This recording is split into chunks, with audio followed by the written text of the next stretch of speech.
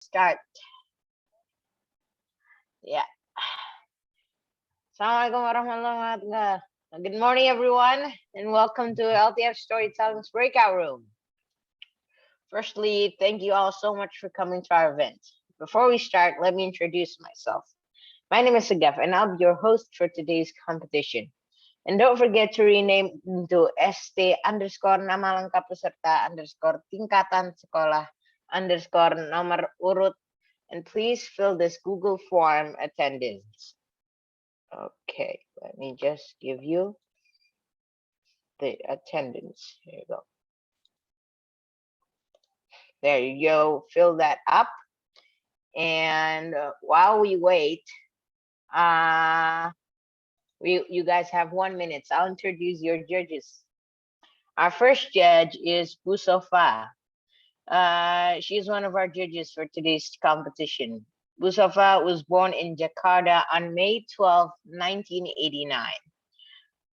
Busova is a bilingual program coordinator in Nazwadi's kindergarten, a National Geographic educator, and an EPIC library certificated teacher.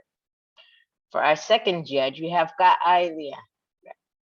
Kak Ailia is one of our judges too. She is an aspiring writer who is passionate about languages, traveling, photography, and she is currently a second-year student of an English Studies department at a university in Indonesia and spends her life in a pursuit of that which sets her soul alight. Okay. The rules for today's are, for SD and SMP participants, they must tell the story in English. There is no particular theme. Contestants can choose any story they want. Duration of the storytelling is minimum of 2 minutes and the maximum is 5 minutes. Participants must memorize the story they choose. Judges' decisions are final. The story is forbidden to contain any violence and insults. Those who are allowed to enter the Zoom meeting are only participants. When the participants make mistakes when performing, the committee does not promise and or allow any pauses or of found duration or provide any restart for their participants. And number 10 is, if there are any technical difficulties, such as any errors in the microphone, speakers, or troubled internet connection, or should any problems arise during the performance of the participants, to which it is not fault of the participants, when the committee might allow a restart with the discretion of the committee with the approval of the judges. And now I will tell you about the scoring criteria. The scoring is rated from 1 of a minimum until 4 of a maximum. It's taken from content, introduction, plot, completing the story according to the specificated time, and presentation, delivery, eye contact, body gesture, intonation, facial expression, creativity such as costumes and props. That's all the scoring criteria and rules. Now let us begin the show. Before we start, Tristan, please share screen. Okay, wait.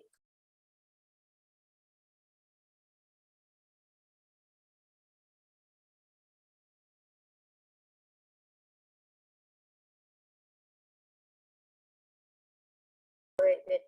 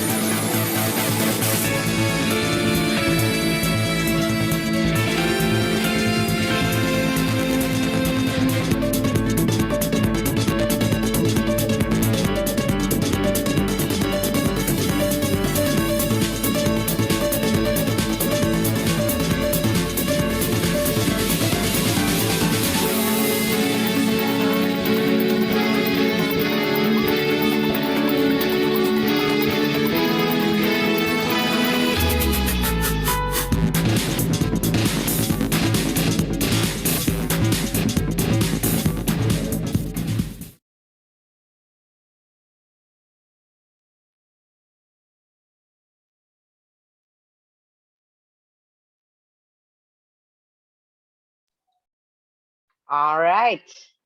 Is everybody ready? Okay, I'm just gonna take that as a yes. Okay, since the first participant is not here, right? Bagong, he's not here, right? She's not here, right? No. Oh yeah, okay. Okay, so we are going to start from number 2. Kalisa Zahira Loko Banua from Lazwa di GCSC Cinere. Yes, Please I'm start. here. Okay. Yes, please start. Let me check the sound first. I want to check the sound first. Yes, we can hear you. We can hear you. We can hear you clearly, and we can see Clear. you clearly. Crystal. Okay.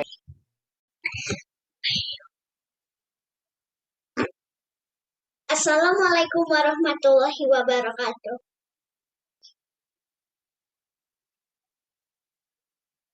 Good morning. My name is Kalisa Zahira Lokobaruma from grade 3 Bias. Today I'm going to tell a story titled The Spoon and the Stone by Joe Peterson. Let me begin.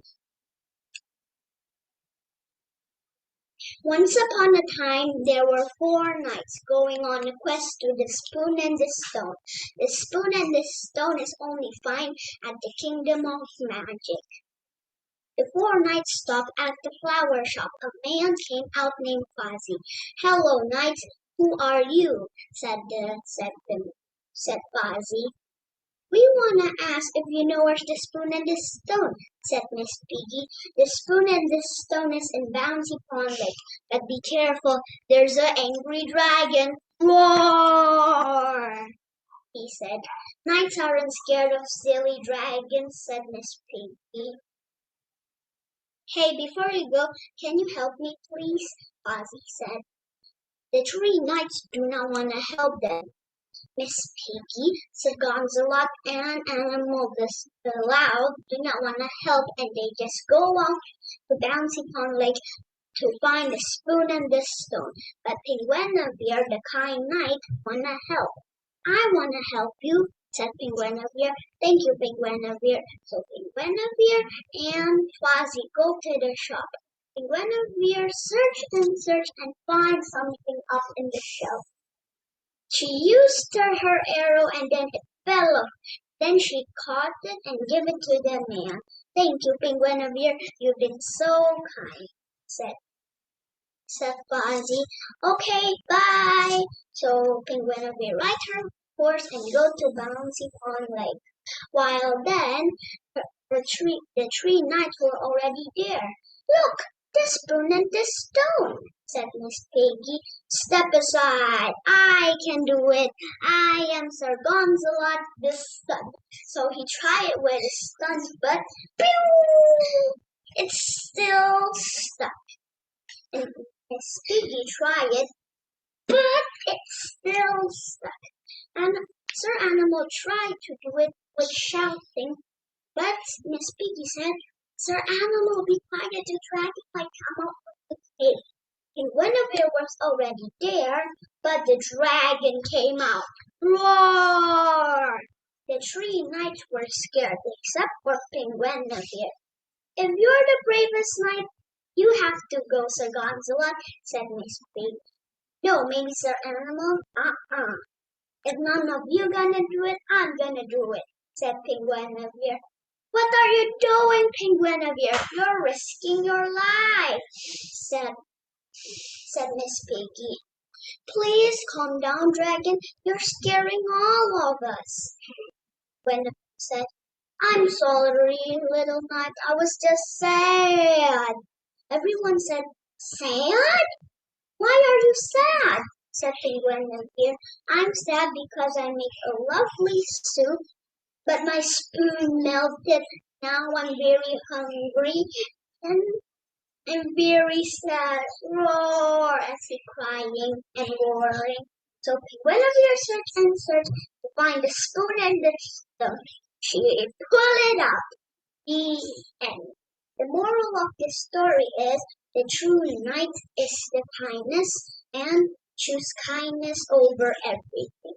Assalamualaikum warahmatullahi wabarakatuh. Wow, fantastic story. Thank you. I don't think I've heard that one before. Let's move on to participant number 3. Audrey Felicia Tan from Sekolah Harapan Bangsa. Participant number 3. Test. Hello? Yeah. Oh yes, it's your turn to start. Okay. Good morning, ladies and gentlemen. How are you today? I hope you're all amazing. My name is Audrey Feliciata. First, I would like to thank God because He has given us a chance to meet in this Zoom meeting. I'm very happy even though we're meeting online. It will not make us stop learning, dreaming, and staying happy and healthy. Today, I would like to share with you the story of West Kalimantan. The title is The Crying Stone. Please enjoy my story. The Crying Stone. In a small village, a girl lives with her mother. The girl's name is Darmi. Darmi is very beautiful. She puts on makeup every day and wears her best clothes. But she is so lazy. She doesn't like helping her mother work in the field. One day, the mother asked her to accompany to the market to buy some food. At first, Darmi refuses. But the mother persuades her by saying they're going to buy new clothes. Finally, Darmi agrees. But she asks her mother to walk behind her. She doesn't want to walk side by side with her mother. The mother is very sad. The mother agrees to walk behind Darmi. On the way to the market, everyone admires Darmi's beauty. They're also curious. There is an old woman with a simple dress walking behind Darmi. Darmi and her mother look very different. Hello, pretty lady. Who is the woman walking behind you? They ask. She is my servant, answers Darmi. Her mother is very sad, but she kept quiet and didn't say anything. They meet other people again. Hello, beauty. Who is the woman walking behind you? Is she your mother? Why does everyone think that she is my mother? She is my servant. Again, Darmi rejects their curiosity. Darmi always say that her mother is her servant every time they meet people. Finally, the mother cannot hold the pain anymore. She prays to God to punish her daughter. God answers her prayer. Suddenly, the sky turns dark. Rain lashes down.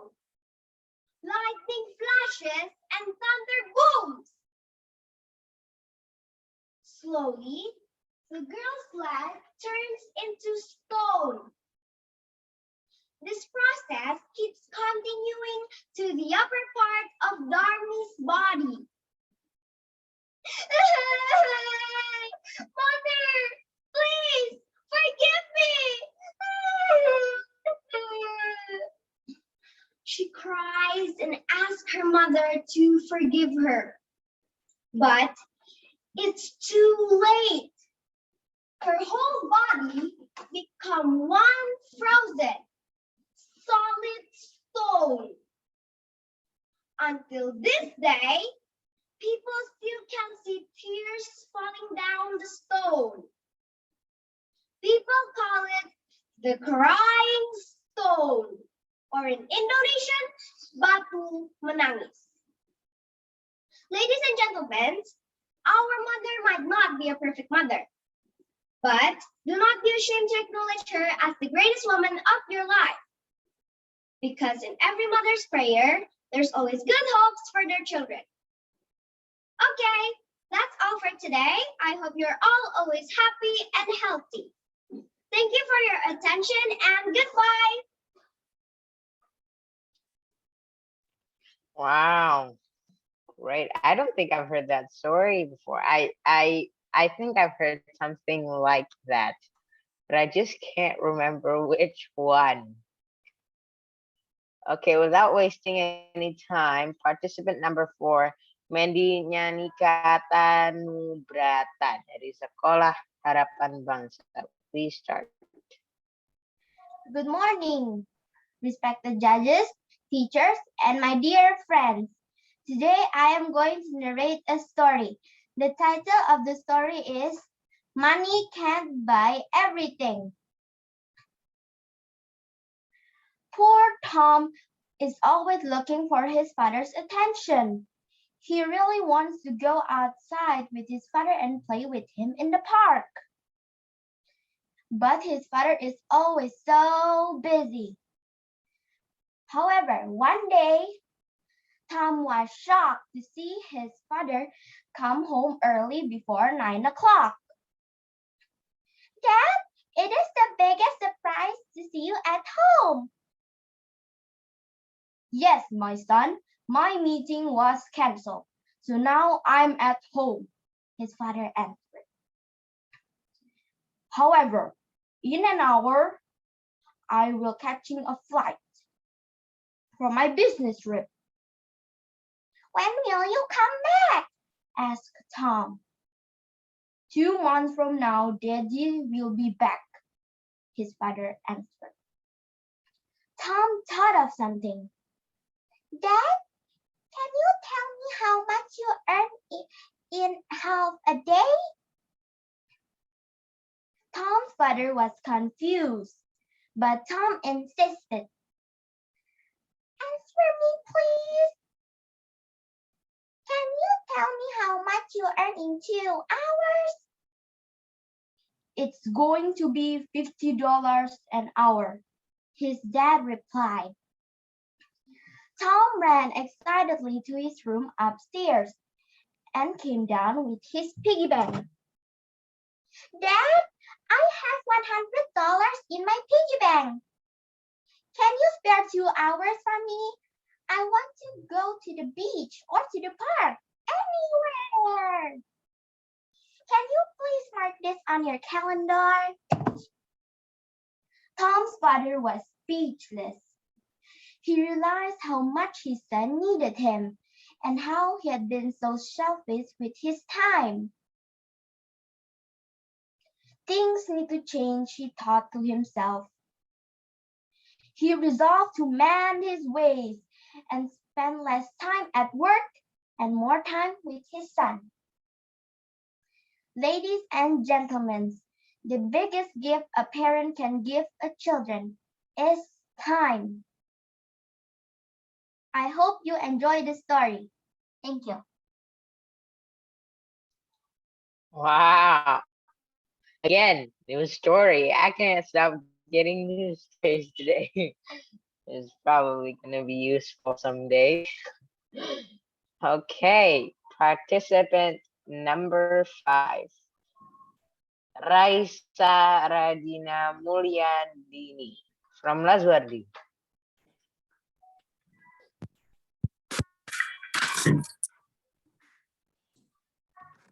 Please start.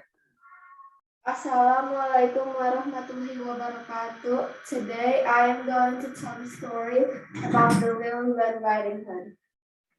Once upon a time, there's a girl who loved visiting her grandma's house so much.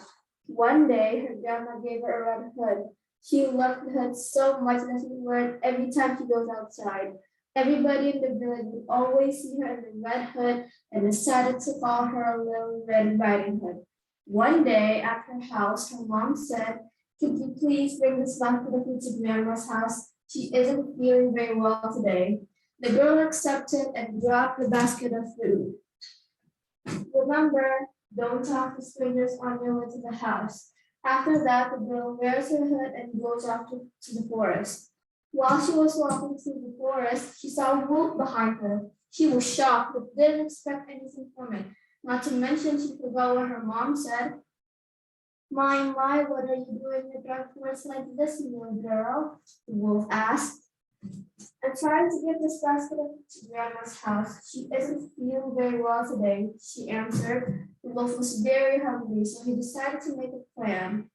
"Well then, good luck in going to your Grandma's house," the wolf said. After the conversation ends, the girl continues walking through the forest. Then the wolf ran as fast as he could to the grandma's house. After he arrives, he tied up the grandma and locked her up to the closet. Then wears the grandma's glasses, hat, and dress and pretended to be the sick grandma. Finally, Little Red Riding Hood arrives and she was shocked seeing her grandma in terrible condition. My, grandma, what ears you have," she said. "Is to listen to your sweet voice better, my dear. Please come closer," the wolf said. My, grandma, what teeth you have," she asked. Then, after she got closer and closer, the wolf jumped at her. She screamed and tried to run away. Luckily, there was someone chopping trees in front of the house and heard the scream. So, the man grabbed the axe and chased over the wolf. Then the wolf ran as fast as he could until he was gone. After that, the man and the girl found out that her grandma was trapped in the closet. So they untied her and freed her. The end. Moral of the story, don't trust any strangers.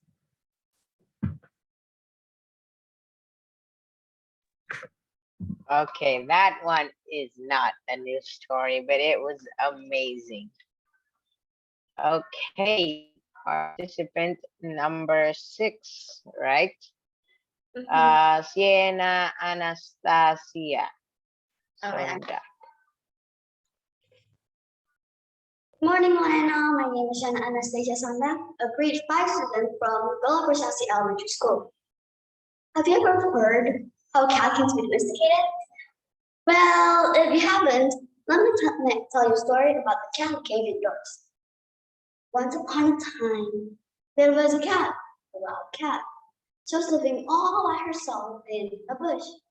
Until one day, she was tired of living all by herself in the bush. So she took herself a husband. She found another wild cat, who she thought would be the finest creature of all jungle.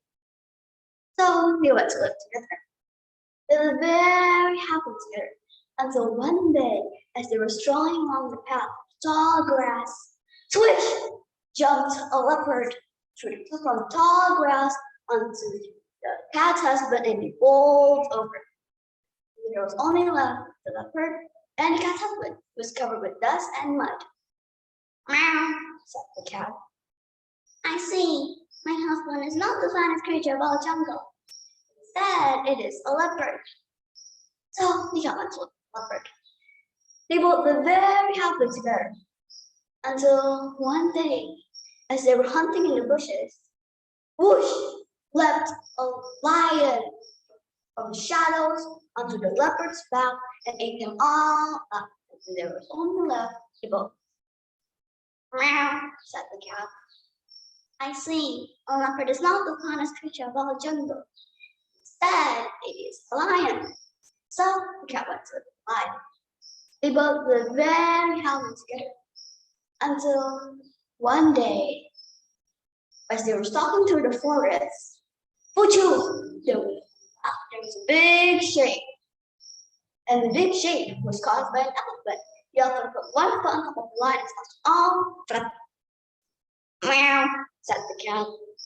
I see, a lion is not the finest creature of all jungle. Instead, it is an elephant. So the cat went to the elephant. She climbed up to the elephant's back and said, purring, right between its two ears. They both were very happy until one day, they were crossing a river. Pow! There was a loud bang and the elephant sank all the way to the ground. The cat looked around and could he find a small man with a gun. Meow, said the cat. I see, an elephant is not the finest creature of all jungle. Instead, it is a man. So, as the man walked to his village, the cat followed and jumped up a thatched roof. At last, said the cat, I found the most finest creature of all jungle. It is man. The cat was very happy in the village, catching and chasing all the mice and rats in the village.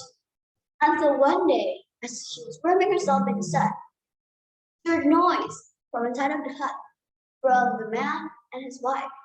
And then, what are you doing? The man came out of his hut, tumbled, dizziness, and fell. Finally, said the cat, I found the most finest creature of all jungle. It is a woman. So the cat jumped out of the thatcher, went inside of the hut, sat next to the woman as she warmed herself in the fireplace. And that's where she has been ever since. The end. Thank you. Oh, a story about a cat. Definitely a new story for sure. That was epic. Participant number 7, Nabila Dela Putri. Yes. Please start. Yes, please start. Assalamualaikum warahmatullahi wabarakatuh. Hello, my name is Nabla. I'm school at Arida Alsam Elementary School. I am grade 4. Now I will tell you the story of Prophet Ibrahim alayhi salam. And I will also tell you a plus story. That is, if you burn a gecko, you will get a reward from Allah. So let's start, shall we? There once was a kingdom called Babylonia Kingdom. That's where Prophet Ibrahim alayhi salam lived.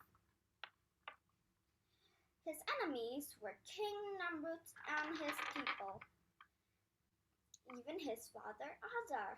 Can you believe it? His own father Azar? Prophet Ibrahim alayhi salam knew. Nabila,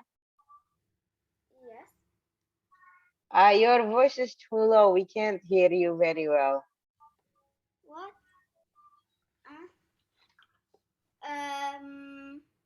That's way better. That's better. Like that. What about we start again? Yeah, okay. Okay.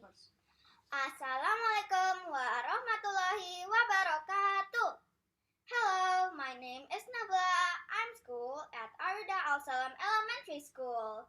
I am grade 4. Now I will tell you the story of Prophet Ibrahim alayhi salam. And also I will tell you a story why if we killed a gecko, we will get a reward from Allah. Let's start, shall we?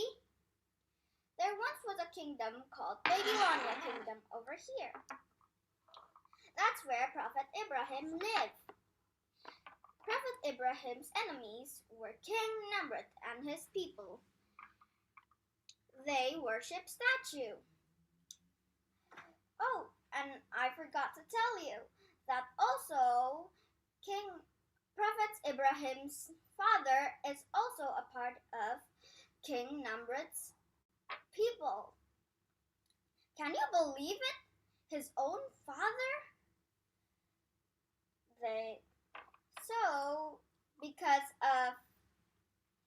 because of King Namrud and his people worshipped statue, he broke the statue because he knew it was so wrong. King Namrud and his people was so mad that he put him on a very big fire over here, as you can see. Also, do you know why if we burn a gecko, we will get a reward from Allah? It's because when Prophet Ibrahim alayhi salam was burned in a huge fire, the geckos were like blowing the fire up so it will get larger and larger and larger until Prophet Ibrahim burns down. But the shocking news were Prophet Ibrahim alayhi salam didn't burn down and he is still alive because Allah protect him. Everybody was so mad and said that what about we bring more fire or more sticks so he will burn down. The people agreed, and the gecko also blew down the fire tried to burn down. So they tried to burn Prophet Ibrahim alayhi salam down, but it still didn't work. They tried and tried and tried to burn Prophet Ibrahim alayhi salam, but it still didn't work. Oh, and the ants also tried to get Prophet Ibrahim out of the fire. One of the ants says, "Oh, it's no use, friend. You're too small to make the fire. You're too small to make the fire gone." But one of the ants says, "No, it's okay. I will still try and try.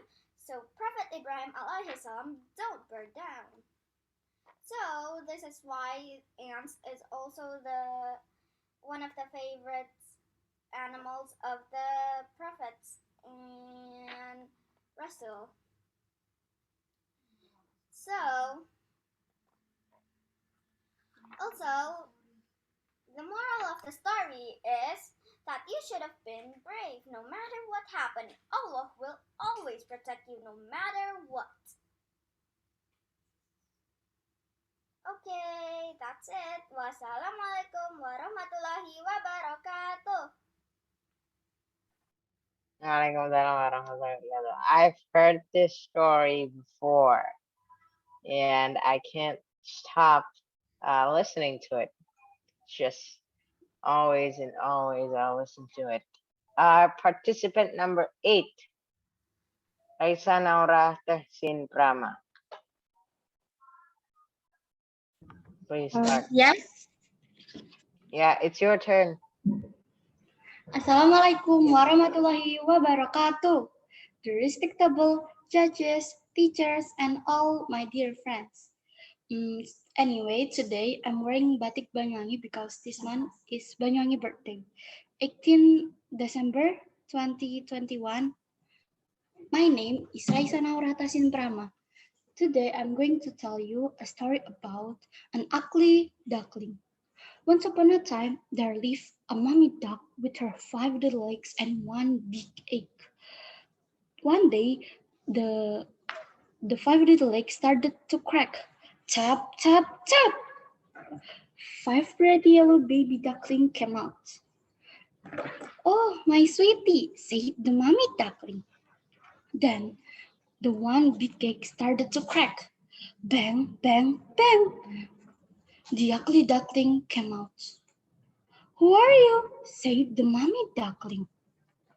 "Nobody wants to play with her." "Go away," said the pig. "Go away," said the sheep. "Go away," said the cow. "Go away," said the horse. Then she went away all alone, and she's so sad. She felt thirsty and put his beak into the water. She saw a beautiful white bird. "Who is that?" "It's you," said another beautiful white bird. Me? But I'm an ugly duckling. Not anymore. You're a beautiful swan. That's all my story. Just relive in yourself. That will be a right place to you. After all, wassalamualaikum warahmatullahi wabarakatuh. Thank you. Wow, wow. Everybody knows that story. That's a very, very popular story. Participant number 8, Jasmine Safiera.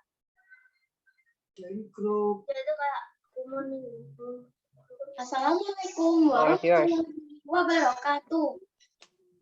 Welcome. Hello, the respectable judges, teachers, and all my friends. My name is Jasmine Safiera. You can call me Jasmine. I'm from grade 4 of Laswardi. Now I want to tell the story about the cup noodles of Mama Fuko Ando. Mama Fuko Ando is from Japan. He's the first person who can make instant noodles. Mama Fuko Ando had a company, but he was accused of tax evasion and jailed for 2 years. After getting out of prison, he became an employee of the company. But the company went bankrupt. He only owns a house. In the morning, he saw many people gathered in a noodle shop. Then he thought, whatever happens, man will always need food. Japan was in economic trouble after World War II. Momofuku Ando tried to make noodles, whose cooking process was fast. Because at the time, the process of making noodles was very long, about 20 until 30 minutes.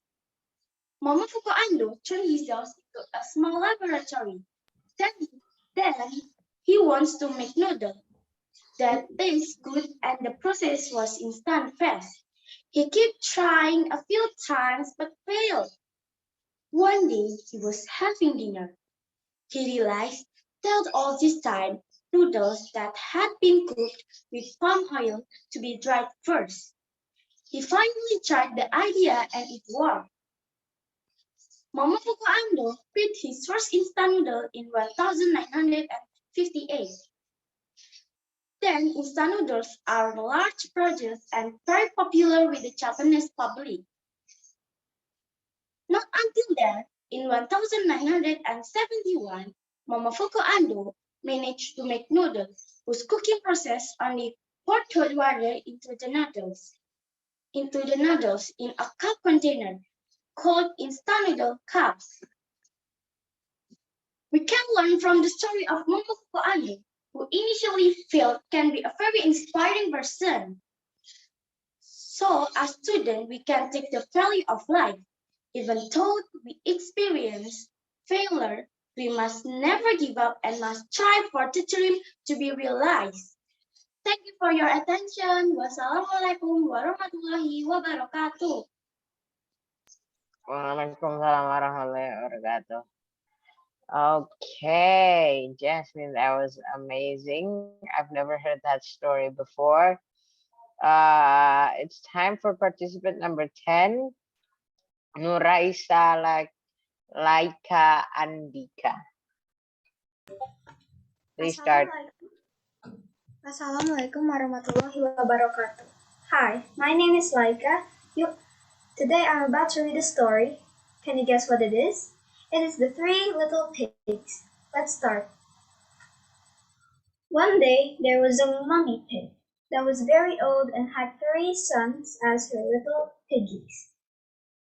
One day she was too poor to raise the 3 of them, so she sent them out to live their own lives.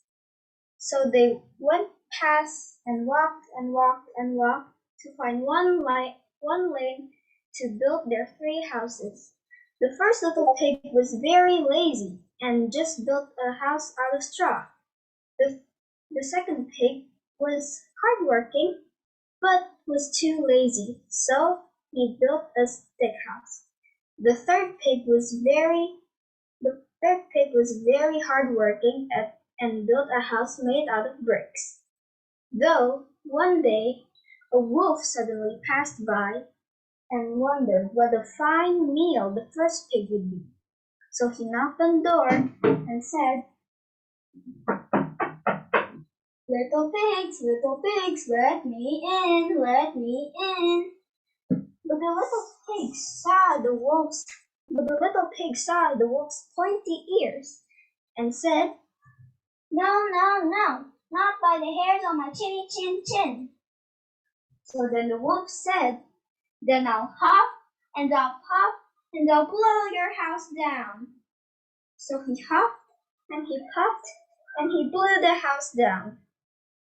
Though he wouldn't be able to catch the first pig, because the first pig was too fast and ran to the second pig's house made out of sticks.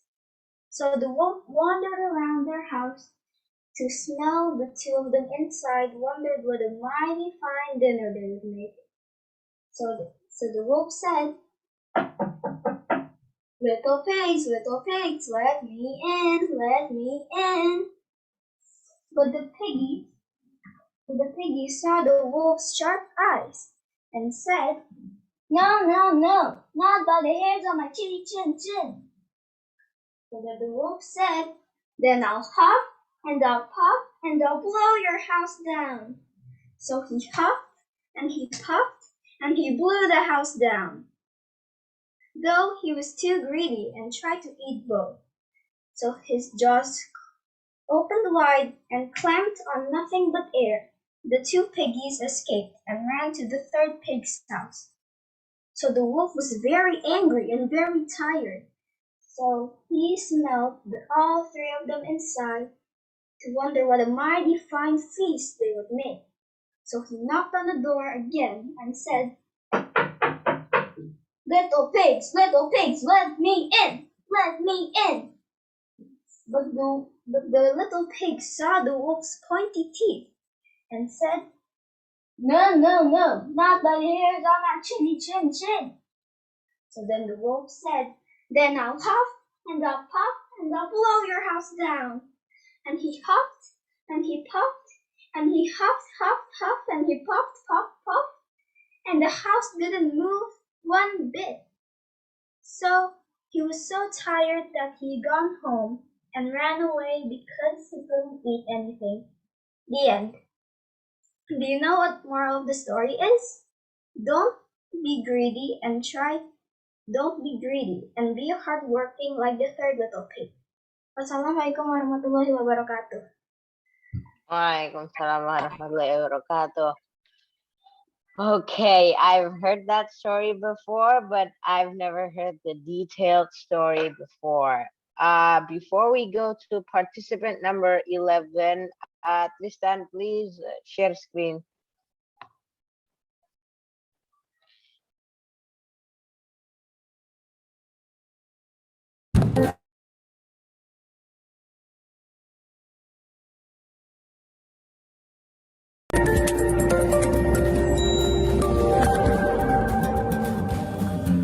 Assalamualaikum. Hai grade 6. Bagaimana? Masih susah mencari sekolah? Galau bergabung ke SMP yang mana? Kenapa harus galau? Bergabung saja bersama kami di SMP Lazuardi. Di sini, kita belajar banyak hal dengan sistem blok dan integrated project yang seru abis. Kita bisa menggali satu topik bahasan secara mendalam dan menemukan keseruan baru dalam belajar. Selain itu, punya teman-teman dan guru-guru yang asik banget diajak ngobrol, diajak curhat, diajak bercanda, berbagi segala keluh kesah, dan pokoknya nyaman banget.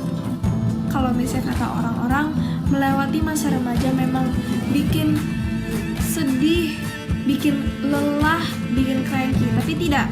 Memang di Lazuardi paling nyaman. Banyak program positif di Lazuardi yang membangkitkan rasa kepercayaan diri dan juga kreativitas sebagai remaja. So, tunggu apa lagi? Kita sudah membuka gelombang kedua loh. Nah, pastikan segera mendaftar dan mendapatkan diskon spesial bagi adik-adik kelas 6 SD Lazuardi. Buruan, ayo mendaftar, jangan sampai kehabisan kuota. Kami tunggu di SMP Lazuardi. See you there!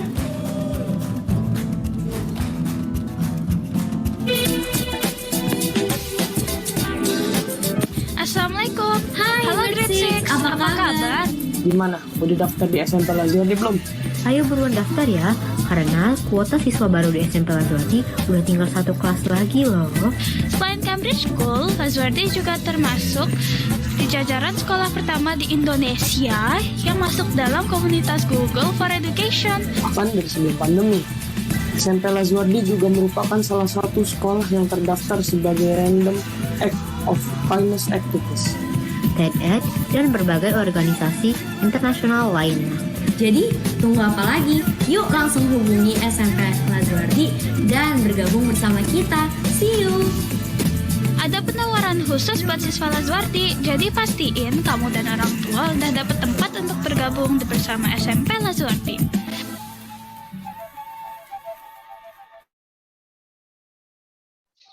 Okay, that was, yeah, just joined because we don't have much room left.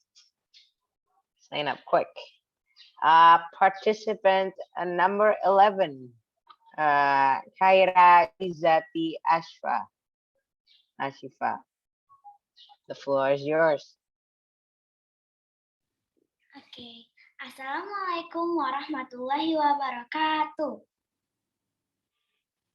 Hello, my name is Kyra. I'm from Lazuardi Compassionate School. So today I'm going to tell you a story about Digger and Daisy Go to the Doctors by Judy Young. The sun is up. Daisy, wake up, but Digger's not. Wake up, Diggers, says Daisy. No, says Diggers. I'm not feel good. Daisy checked Diggers. He does not feel good. You must go to the doctor, Diggers. No, says Diggers. The doctor will give me a shot. A shot will make you better, says Daisy. At the doctor's, Digger scared. Help, Digger, Daisy, the doctor says. Jump up here. No, says Digger. Be brave, Digger, says Daisy. Look at me, Daisy jumps. And then Digger jumps too. Now, can I see your mouth, says the doctors. No, says Diggers. Be brave, Diggers, says Daisy. Look at me. The doctors check Daisy's mouth. And then the doctors check Digger's mouth. Okay, now can I see your eyes? Says the doctors. No, says Diggers. Be brave, Diggers, says Daisy. Look at me. The doctor checked Daisy's eyes. And then the doctor checked Digger's eyes. Okay, now can I see your ears? Says the doctors. No, says Diggers. Be brave, Diggers. Look at me. The doctor checked Daisy's ears. And then the doctor checked Digger's ears. Good job, Diggers. You just have a fever. You just need a rest and drink medicines. Now, can we go home? Says Daisy. Diggers can, but not for you, Daisy. You have to get a shot. Turn around, Daisy. No, says Daisy. Be brave, Daisy, says Tigers. The end. The moral lesson of the story is you have to be brave of the doctors. The doctor not make you sick, but the doctor make you health. Thank you. Wassalamualaikum warahmatullahi wabarakatuh.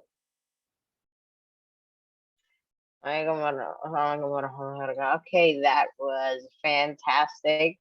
Great story. On to number 12, I guess. Misha Asifa Rayadi. Please,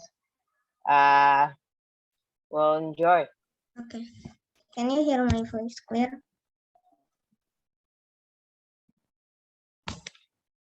Okay. Assalamualaikum warahmatullahi wabarakatuh.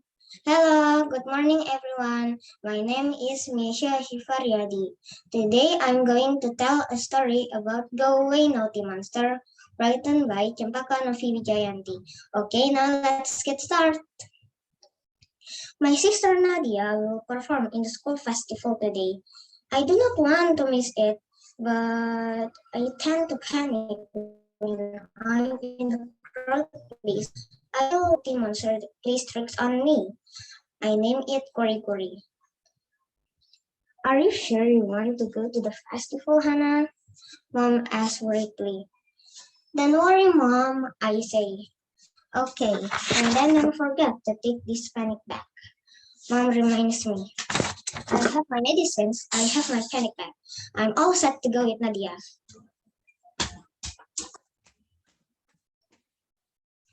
Then as we arrive at school, BAM!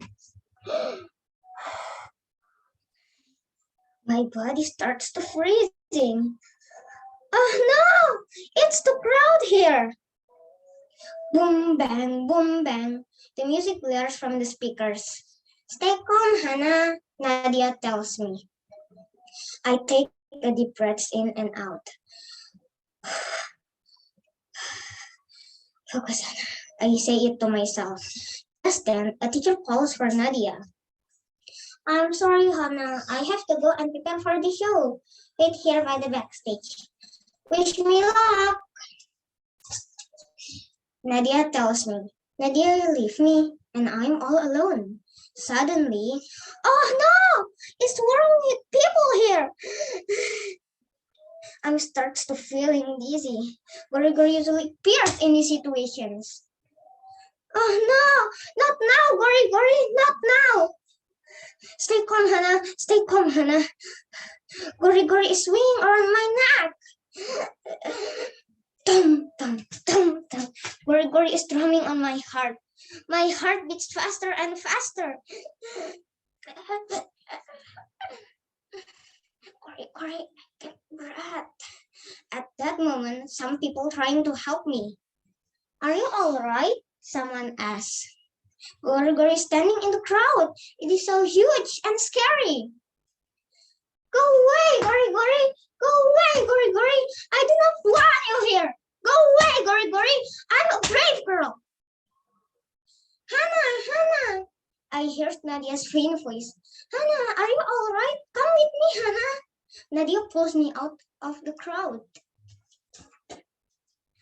Nadia takes me at the backstage. I'm trying to calm myself, but Gori is still there. Hannah, give your panic bag. Ah, yes, Mom gave me the panic bag. It's helped me to drive Gori go away.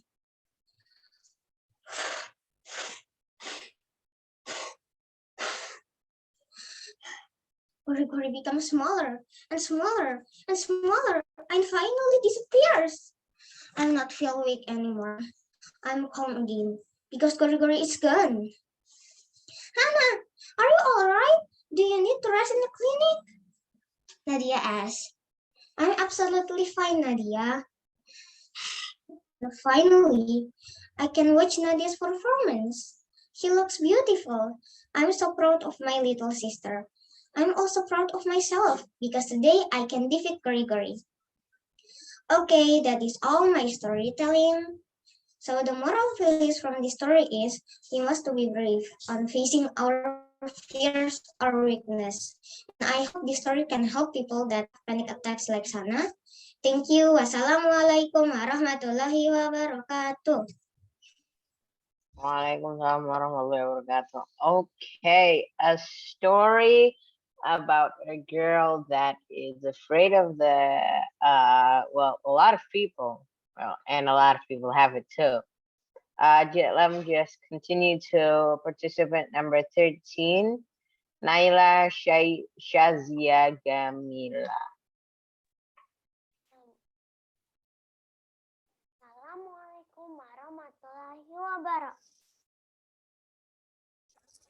Assalamualaikum warahmatullahi wabarakatuh. Hello, my name is Naya. I'm in 5th grade. Today, I'm going to read you a story titled Malin Kundang. It's a local folklore from West Sumatra, Indonesia. A long time ago, there lived a boy named Malin who lived with his poor mother and father. They lived in a small and quiet village on a beach. One day, Malin Kundang's father decided to go abroad to migrate, leaving Malin Kundang and his mother behind. Days after day went by with no word nor news from his father. One day, when Malin Kundang was chasing their chicken, he fell and got a scar on his arm. Years passed by. Malin was now a handsome and strong young man. Malin Kundang was bored in this poor and quiet village. He wanted to travel just like his father. Malin Kundang's mother didn't allow him to. She was afraid that he would not return just as his father. But Malin Kundang promised that he would be back, and Malin Kundang's mother could come live with him. Now, nothing could be done by his mother. Malin Kundang insisted on leaving. Malin Kundang hid in the chest on the ship.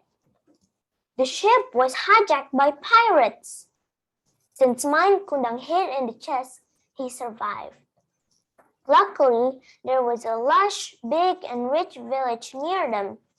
Malin Kundang worked there hard day and night to fulfill his dream to become rich. Because of his determination and hard work, he became a very rich man. He had a luxury ship with 100 crews. One day, Malin Kundang decided to take his wife out sailing. They docked in the village port of Malin Kundang's hometown. The word came all the way to Malin Kundang's mother. Is that my son, Malin Kundang? With a cheerful heart, the elderly woman hobbled to the harbor. Malin, you came home, son? Malin Kundang's wife saw an old woman with ragged clothes running towards them shouting. So she asked her husband. Malin Kundang didn't want her wife to know that he was from a poor family. So he just said, I don't know, maybe an old beggar asking for alms. Malin Kundang's mother heard his words. She was saddened. How can you not know me, my son? I raised you. Malin Kundang became mad and said, My mother is long dead. Don't lie to me, old beggar. But look at that scar on your arm. It is only Malin Kundang, my son, who has that scar. Malin Kundang became even madder and told his bodyguards to take away his mother who was sobbing. Oh God, if he is truly my son, Malin Kundang, I curse him to turn into stone. Suddenly, a rumble of thunder was heard, even though it was sunny. Malin Kundang felt his body stiffen. Oh no, what's wrong with me? I can't move. Oh no. Malin Kundang realized that he had been cursed. He knelt to the ground as he turns into stone. His last thought was of how much he regretted disobeying his mother. The end. This story has taught us that we should always obey our parents, never be ashamed of them, love them, and never forget our roots. Thank you. Wassalamualaikum warahmatullahi wabarakatuh.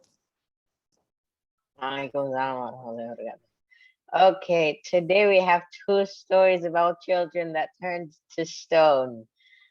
Believe it or not, I thought about this story just this morning. It's true.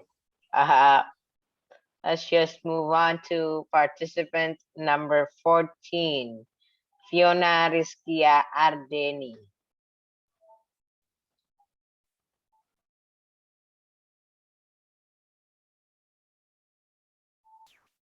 Hello, Fiona? Participant number 14. Okay, I'm going to have to give you... Okay, there is no sound. Yeah, no sound. Fiona, we cannot hear you.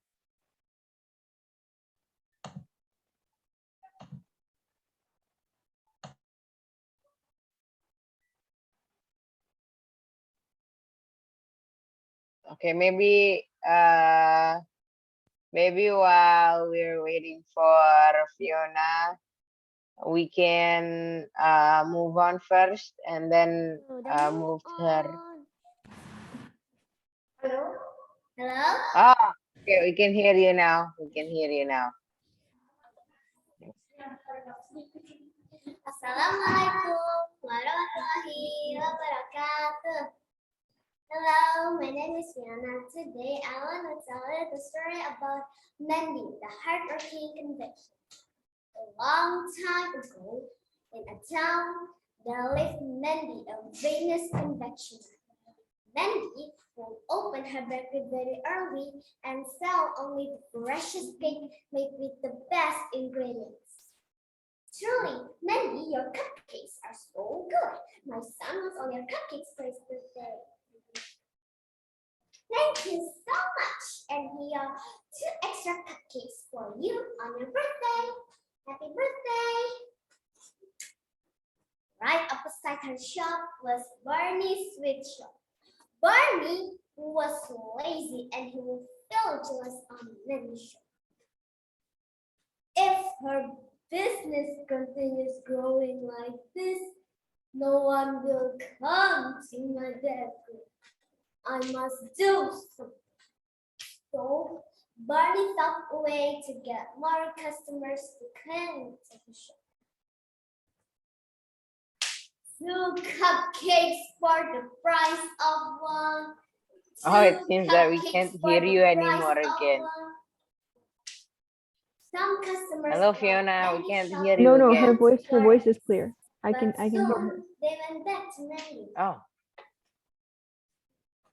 Barney, somehow the taste of your cupcakes is not as good as Mandy's. Even if you press them so low, your cakes are just not fresh enough. Sorry. One day, a nobleman came to Mandy's shop. Mandy, my son wants your cupcakes for his birthday on Saturday. Could you send about 100 cupcakes to my home? Sure, I am so glad. I'll have the cakes ready and sent to you by 2 o'clock on Saturday. So, Mandy made a deal with the nobleman. She worked really hard and prepared all the 100 cupcakes. At that night, Mandy had got all the cakes ready. Ooh, finally, all the 100 cupcakes are done. I shall reach them to the nobleman's home first thing in the morning. On the other hand, Barney heard about the mess of order Mandy and decided to spoil it. Barney peeked out through the window. You will send the cakes only if they still exist in the morning. The next morning, when Mandy came to her shop, she was shocked to see her cakes eaten by mice. Goodness! How did this happen? What What am I going to do now? Mandy was really worried. Just then, Barney got back. What happened, Mandy? Why are you so worried? You!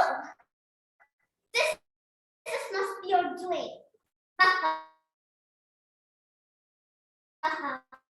Yes, it's me. I was really angry. She wouldn't let Barney get away with this. She suddenly got an idea. She quickly went to the kitchen, and 3 hours later, Mandy delivered a cake like no one had seen before.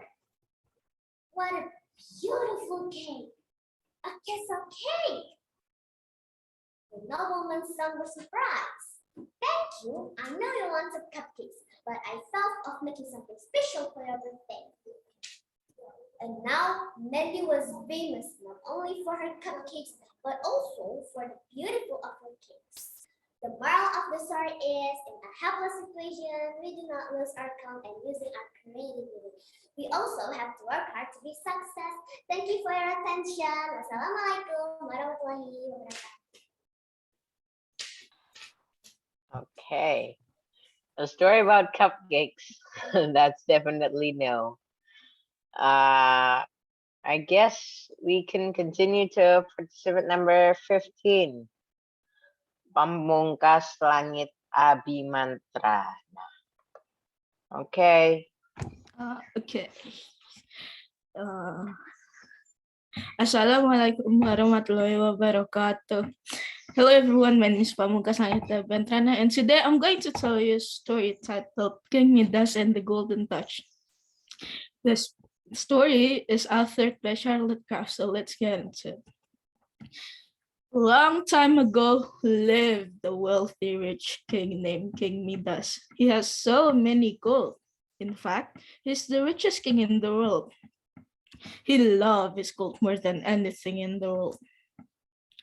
One day, when the king is counting his money in his room, a wizard appeared and said, "Do you have any wish?"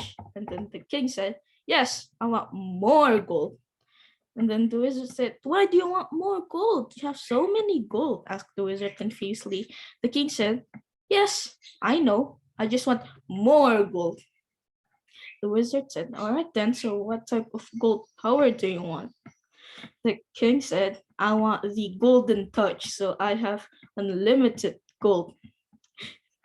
And then the wizard said, "Are you sure? This wish has a high risk." And then the king said, "Yes, I will take anything for gold." The wizard said, "All right then, your wish will be granted this morning when you woke up." The next day, the king woke up very, very early and asked if his power came true or not. He touched his bed slightly and it turns to gold. He ran around his room for a while, touching everything he could see. After a while, he's hungry and he wants to go drink and eat something. He went to the kitchen and then he wants to drink water. But it turns to gold when he touches it. He wants to eat bread, but it turns to gold when he wants to eat it. When he wants to eat meat and the meat touches his lips, it turns to gold. Suddenly, the daughter of the king came in, and the king gave her a big hug. But suddenly, the daughter turns to gold. The king is very, very sad. He suddenly felt empty and said, "Take this cursed power out of me. I don't want this anymore. I want my daughter back." Suddenly, the wizard appeared and said, "Are you sure you don't want this power anymore?" And then the king said, "No, I don't want this power anymore." The wizard said, "All right then, I will take your power. And how to turn your daughter back to normal? You have to spray some river water to her." The king suddenly ran and took some water from river. He sprays it to her daughter, and then her daughter turns to normal. Now, the king is very, very happy and gave her a big hug. he sprays everything that he turns to gold and it turns to normal. Like the meat, the bread, everything. Now, the king hates gold. And then, so the moral of this story is don't be greedy for richness. Thank you for listening to my storytelling. Assalamualaikum warahmatullahi wabarakatuh. Waalaikumsalam warahmatullahi wabarakatuh. This is actually my story too. I also have a king's crown from this story, believe it or not. I guess participant number 16, Radinanda.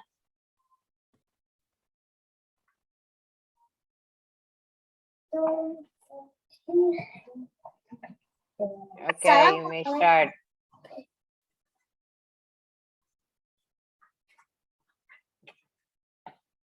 Assalamualaikum warahmatullahi wabarakatuh. Hi guys, my name is Radinanda Gezani Abrar. I'm grade 4 Wise Elementary School. Now I'm going to tell you the story about Pinocchio. A long time ago, in a small town, there lived an old toy maker named Geppetto. He sold one toy that he made, but the only thing the old toy maker was rejected in his life, not having a child. One day, when he was walking in the woods, he found just a lock for his new toy. Geppetto took the lock on his back and carried it to his workshop and going to make a puppet. Suddenly, when he was carving, something unexpected happened. He heard a voice coming from a puppet. Ah! Geppetto stood at the first, but then thought he was mistaken. Geppetto kept on carving, but he heard some voice again. Ah! Geppetto ignored that voice. When he was tidying up and cleaning the room, he was surprised that one puppet jumped from a chair and said, in like moment, the Geppetto held the puppet in its arm. The puppet is talking to him, and they were talking each other. He was so happy and said, "From now on, your name shall be Pinocchio, my son." Geppetto and Pinocchio started to have happy time together. One day, it was time Pinocchio to go to school. But Geppetto doesn't have money to buy Pinocchio's veterinary school. Then he sold his coat and gave those money to Pinocchio to go to school. But Pinocchio did not go to school. Otherwise, look at the circus to see the puppet show and use the money for a ticket. For a moment, the circus master looked at him and touched him. Pinocchio heard the circus master couldn't sell him to any circus and he wanted to throw Pinocchio into the sea tomorrow. Pinocchio cried and very rejected that he did not listen to his father. Not long ago, Blue Fairy came and asked him, "Why didn't you go to school today?" "I did," answered Pinocchio. Just then, his nose shot out like a tree branch. "Wow! What is happening to my nose?" Every time you tell a lie, your nose will grow. And if you tell the truth, it will shrink back. Pinocchio, you can only become a real boy if you learn how to be brave and honest. The Blue Fairy saved Pinocchio to go home and asked him to stop for any reason. He gave those money back and asked him to go home soon and tell the truth to his father. Pinocchio running fast to go home. At home, he met Geppetto. He held his back and said, "Father, I don't want to be a liar. I want to be brave and honest." Geppetto held him back and said, "Pinocchio, today you're so brave, honest, and generous. You are my son and I love you." Pinocchio was so happy that his father doesn't angry to him and his nose came back to shrink. The end. The moral value of the story is don't tell a lie, especially to our parents, so that everyone loves us. And don't forget, Allah is watching us and Allah knows whether we are lying or not. Assalamualaikum warahmatullahi wabarakatuh. Warahmatullahi wabarakatuh. This is a very, very old story, I think, yet you brought it back to life. Let's move on. Participant number 17, Alfa Rizky Saleh Juneadi. Yes, I'm here. Yes. Wait a minute. Okay, the stage is Assalamualaikum yours. warahmatullahi wabarakatuh. My name is Alpha. Today I'm going to tell you about a family of superhero in a parallel universe. In a parallel universe, there's a family of superheroes who always fights crime on daily basis. There's Ayah, Bunda, Alpha, and Dede. Ayah has the power, the strength of Ayah is super strong. Mom has the ability to fly. Alpha is a lightning speed runner. Dede has the ability to turn into objects. One day there is a monster that is attacking their town. People are scared and running away. Unfortunately, Ayah, Bunda, and Dede is out of town visiting Grandma. Alpha, who is still in school, is studying science.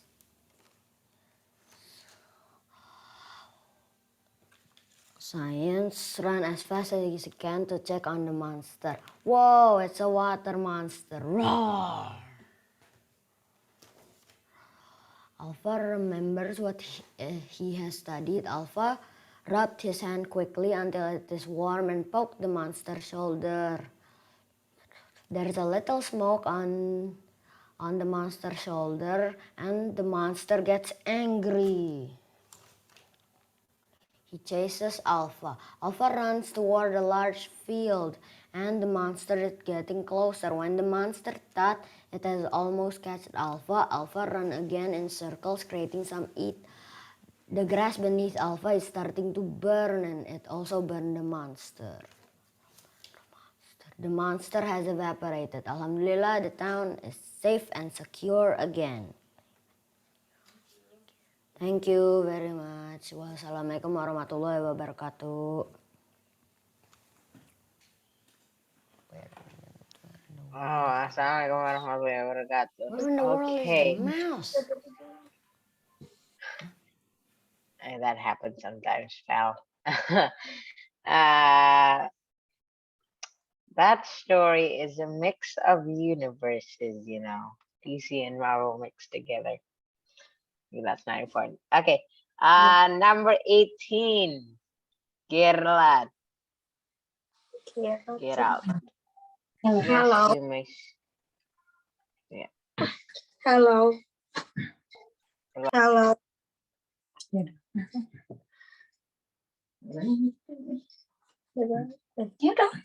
Today we're going to talk about the coronavirus, or if you want to call it COVID-19.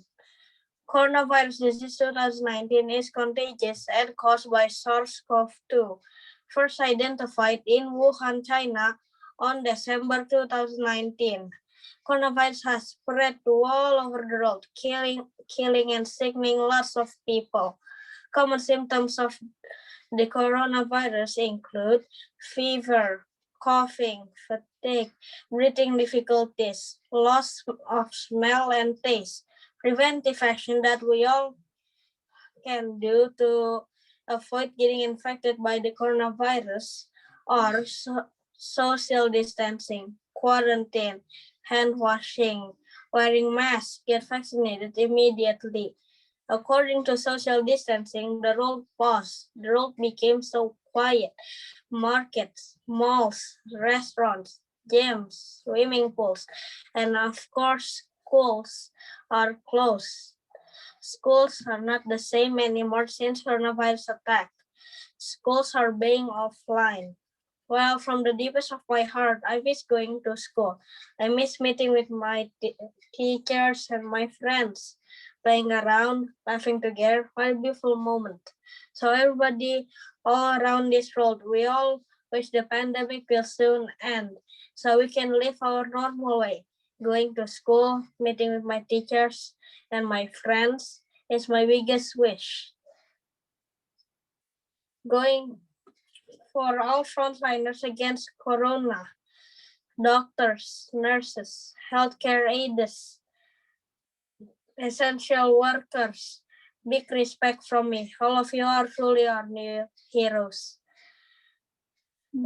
I think it's enough for me. My name is Gerald Elanov Nathaniel, but you can call me El. I am 10 years old and I'm a fourth grader. I school at the Kesatuan Elementary School. Thank you for the opportunities that was already given to me.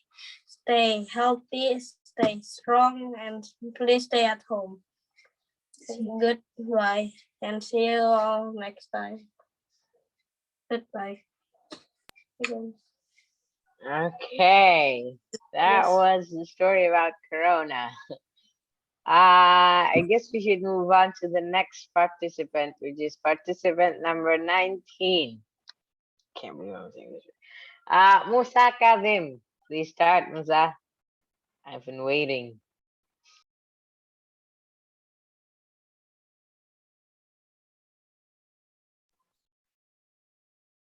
And I'm still waiting. Is he here?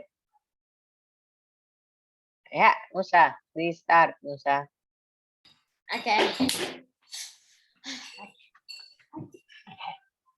Assalamualaikum. Hello, my name is Musa. I'm 11 years old and today I'm going to tell you a story titled The Three Billy Goats Graph, an European folktale and fable. In a mountain valley where there's river flowing and green grass growing, live the three billy goats graph. Hello, my name is Tiny. I am the smallest of the three billy goats graph. Hi ho, my name is Middle Whittle. I'm also one of the three billy goats graph. Howdy, my name is Fatso. I am the biggest of the three billy goats graph.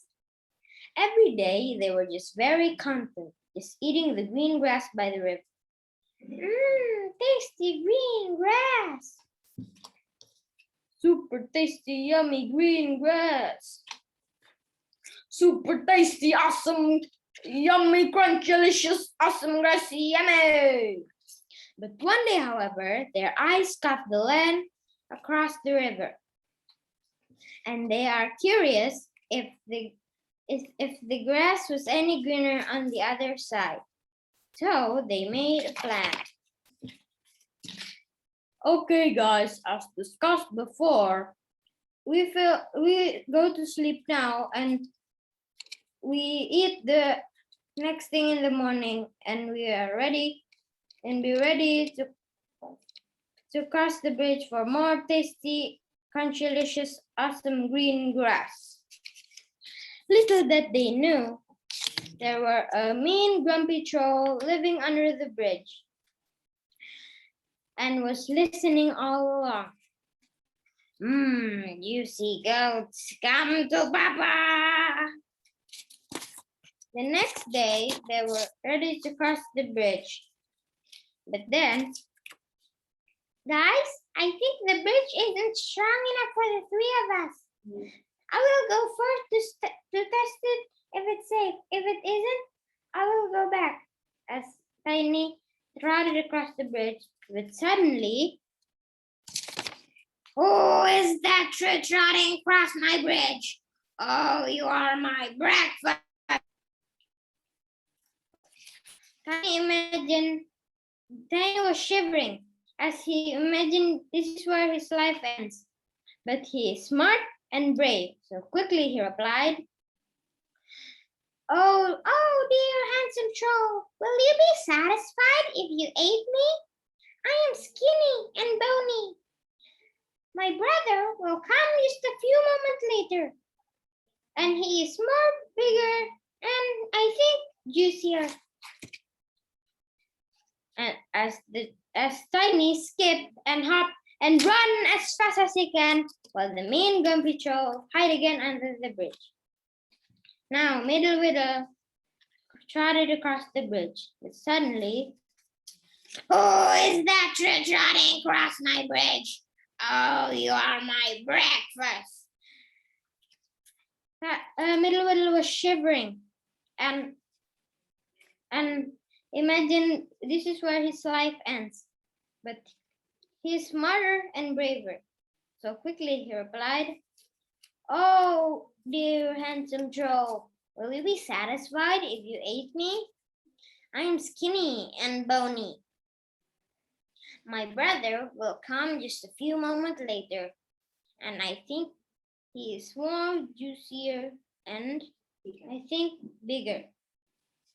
As Middle will skip and hop and run as fast as he can, while the mean grumpy troll hide again under the bridge, being more meaner and grumpier as he is more hungry now. But Fatso had been watching all along and knew exactly what was going on. Now he trotted across the bridge. Suddenly, "Who is that trotting across my bridge? Oh, you are my breakfast. Now don't you say anything because I'm going to eat you up." "Oh, I'm not going to say anything. And you won't eat me up also." As Fatso lowered his head and biffed the troll onto the rushing river. And the troll was never to be seen again. As for the three billy goats, could eat the green grass whenever they wanted. The end. The moral of the story is be creative and smart, and don't be greedy like the mean grumpy troll. Wassalamualaikum warahmatullahi wabarakatuh. Waalaikumsalam warahmatullahi wabarakatuh. I'm guessing this is an original story. I think I also haven't heard of it, obviously. It's also great story about three goats, right? Okay, I guess participant number 20. Yasmin, please start. Hello? Hello? Can you hear my sound? Voice, yeah. Yes. Hello? Yes. Yes, your voice. Yeah. Hello, can you hear my voice? Yes, we can. Okay. Assalamualaikum warahmatullahi wabarakatuh. Hello everybody, my name is Yasmin. I would like to tell you a story about Malin Kundang. A long time ago, in the place named Air Manis Village in Padang, West Sumatra, there was a woman named Mandarubaya. Mandarubaya is Malin Kundang's mother. Malin has grown into a smart and strong young man. When he goes to the sea, his casually sees other friends, but he was not satisfied with his condition. Oftentimes, he sits in the seashore while contemplating. If I stay here, my fate will remain this way. I don't want my fate to remain like this. My mother is already old. As a child, I've never done something that's made her happy. I'll go wander. Who knows? Maybe my fate will be good. If someday I'll become a rich man, I'll tell my mother to come live with me. I'll build a nice and beautiful house for her. Malin said this to his mother. Mom, I will make you happy. Oh, Malin, so you want to go wander only to please and make your mother happy? You have a noble dream. It proves that you really are a good child. Then, if that is really your dream, then go. You can go anytime when you feel ready. Oh, thank you, Mom, for giving me your permission.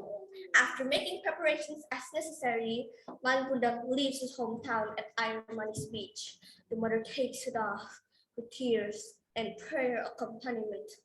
Oh my God, please protect my son from all kinds of distress. After several times on the way, Malin arrives in the big harbor, which is crowded with traders and big sailing ships. In the town, Malin Kundang also married a beautiful girl, a daughter from a wealthy merchant. On one day, Mandarubaya got the news from a friend had wandered to Malacca. She was happy to hear that news. One day, from a distance, it appears a beautiful ship sailing to the beach. Mandarubaya jumps out to sea and approached the ship. Her heart was pounding hard. She assured out the young man is his lost son, Malin Kundang. My son, Malin, why didn't you give me the news for so long? Malin was stunned because he was hugged by an old woman who was dressed in rags. He doesn't believe that woman is his mother. And then Malin Kundang's wife said, "Didn't you say before that your mother is an aristocrat our level?" Hearing what his wife said, Malin Kundang pushed his mother. The old woman then said, Malin, my son, I am your mother. Every day, I am missing you." Malin Kundang ignored her words. And then he kicked her while saying, "Hi, old woman, my mother is not like you, poor and dirty. Listen to me, I never had a mother like you." And then the old woman said, "But young man, if you are my son, which I name Malin Kundang, which I conceived for 9 months and 10 days, then curse you." And then this old woman knelt on the ground. Earnestly she prayed, "Oh my God, you better know what punishment to give this disobedient child. A child has betrayed his own mother and insulted his biological mother in front of his wife and the crowd. Oh my God, please show your greatness." Suddenly, waves as high as a hill, crashing and lunging at the hull of the ship. The ship was badly shaken. Malin's wife's body torn off the sea, which was raging. Malin Kundang said, "Mom, forgive me. Remove your curse." When the morning sun shines, the storm has died down. At the foot of the hill, seeing the pieces of the ship has turned into stone. That's Malin Kundang's ship. His mother's pain has turned love into a curse. So the moral of the story is, as a child, never forget a parent's sacrifice, especially a mother who raised you. And also, don't rebel. And this is the remainings of Malin Kundang now. Yeah, he's a stone. And that's all from me. Thank you for your attention. Wassalamualaikum warahmatullahi wabarakatuh. Waalaikumsalam warahmatullahi wabarakatuh. Okay, 3 stories about kids that turned to stone, and two of the same stories in one different story. Before we move on to participant number 21, please, Tristan, share screen.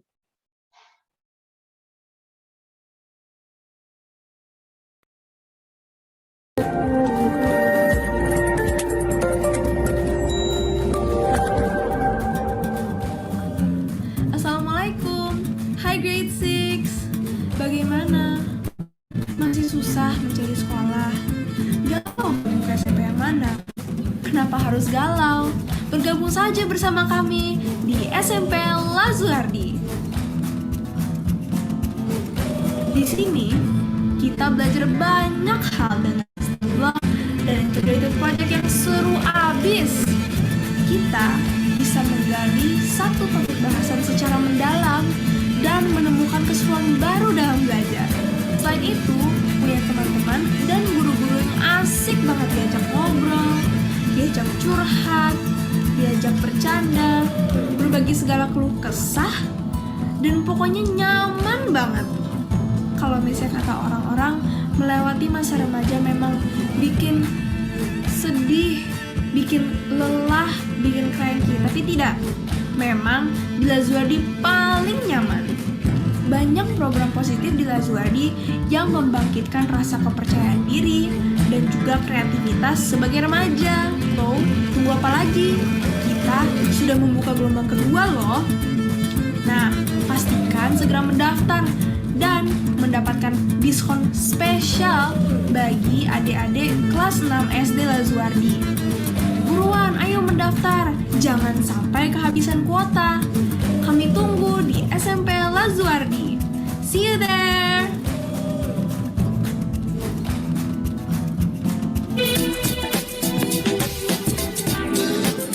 Assalamualaikum. Hai, Halo grade 6. Apa kabar? Gimana? Udah daftar di SMP Lazuardi belum? Ayo buruan daftar ya, karena kuota siswa baru di SMP Lazuardi udah tinggal 1 kelas lagi loh.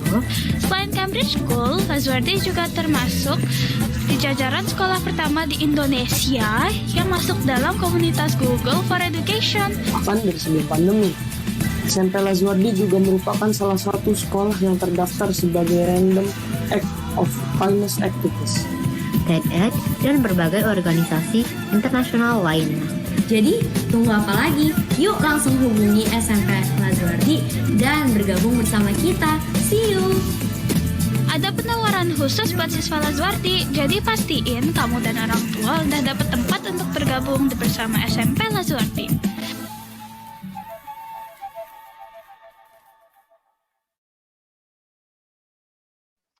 Okay, that was just a friendly reminder. I guess we're just gonna continue to participant number 21. Luterizia Fairly Junandi, is that correct? Laterizia Fairly Junaidi. Yeah, okay, you may start. Okay. Hello everyone, good morning. Today I want to tell you a story about the 3 little pigs. Once upon a time, there were 3 little pigs who lived with their mother. One day, their mother said that they had to live without their mother because they were grown up already. So the 3 little pigs searched for land to build their houses, and finally they found the perfect place. The oldest pig used straw to build his house. The middle pig used wood, and the youngest pig used bricks. The oldest pig was done with his work first, and the middle pig was done with his work next. The youngest pig is still working on his house, while his 2 brothers were playing. The next day, the youngest pig was done with his work. A big bad wolf passed across their houses. There are some pigs I could eat. I haven't eaten for several days, the wolf said. Then the wolf came to the oldest pig's house. Little pig, open the door for me, the wolf demanded. The oldest pig said, No, I won't open the door for you. Okay then, I'll huff and puff, and I'll blow your house down. And the wolf blew the oldest pig's house. And the oldest pig ran to the middle pig's house. Help, help, help me, there's a wolf, while he was hiding behind his brother. Then the wolf came. Little pig, open the door for me. No, we won't open the door for you. Then the wolf blew down the middle pig's house. Then they both ran to the youngest pig's house. Help, help, there's a big bad wolf. Then the youngest pig quickly opened the door for them and they ran inside. Little pig, open the door for me, the wolf repeated. No, we won't open the door for you. You will eat us. Then the wolf tried so hard to blow the youngest pig's house, but he could not, because the house was made of bricks. The wolf could not give up. He searched around and he found a long ladder. He climbed up onto the roof and climbed down the chimney. The youngest pig saw the wolf came to his chimney. So he put a large pot of boiling water into the fireplace. And when the wolf reached the bottom of the chimney, he felt really hot. He tried to climb up, but he fell and splashed into the boiling water.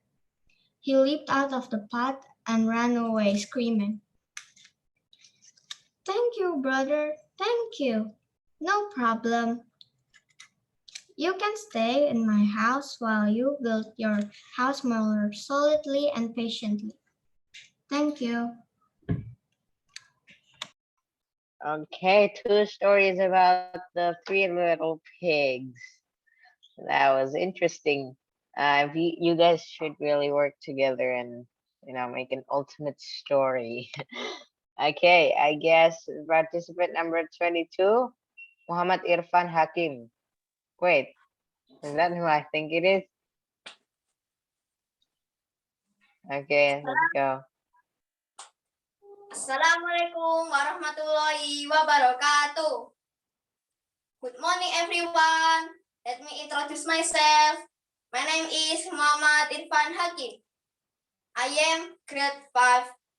This morning, I want to tell a story about rabbit and turtle. The story goes like this.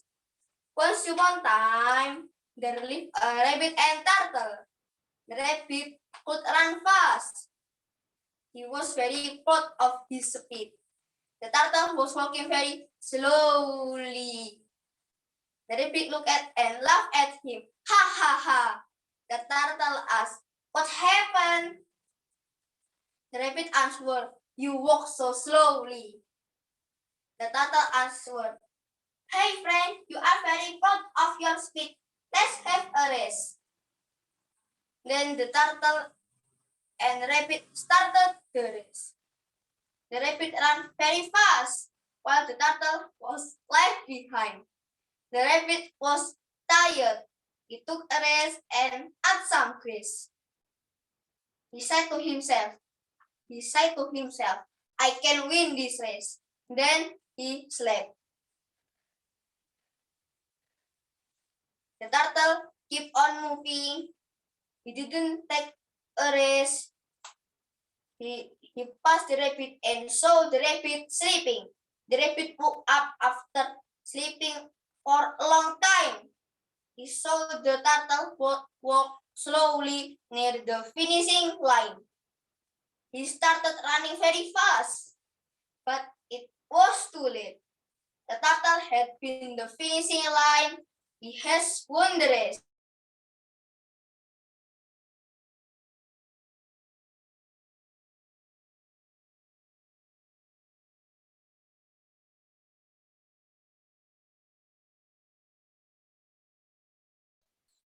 Okay, so it's not just me. I think he's lagging.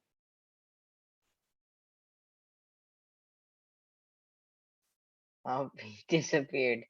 Okay, let's give him maybe 30 seconds. Yeah? Yeah, good. Okay.